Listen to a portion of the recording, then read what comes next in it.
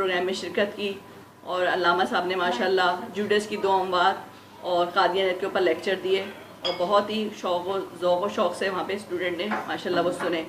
اور اس کے بعد علامہ صاحب کی محبت میں ماشاءاللہ تصویر اور آٹوگراف کے لیے حمیر محمود صدیقی کے آفس کے باہر رش لگا لیا کہ بھئی علامہ صاحب کے ساتھ ہمیں ماشاءاللہ تصویریں بھی اتروانی ہیں اور آٹوگراف بھی لینے ہیں. ماشاءاللہ بہت ہی زبردست ماشاءاللہ پروگرام گیا وہ.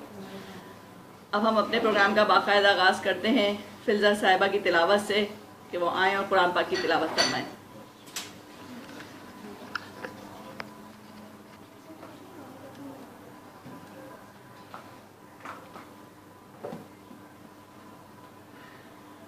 السلام علیکم ورحمۃ اللہ وبرکاتہ.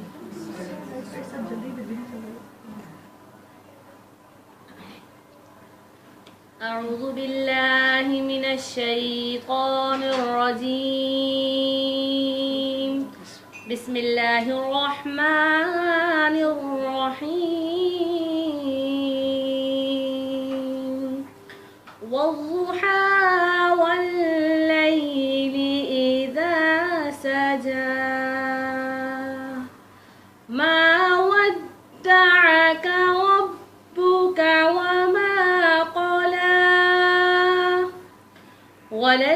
وللآخرة خير لك من الأولى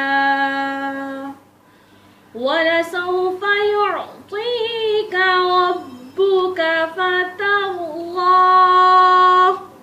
ألم يجدك يتيما فآوى ووجدك ضالا فهدى ووجدك عائلا فأغنى فأما اليتيم فلا تقهر وأما السائل فلا تنهر وأما بنعمة ربك فحدث.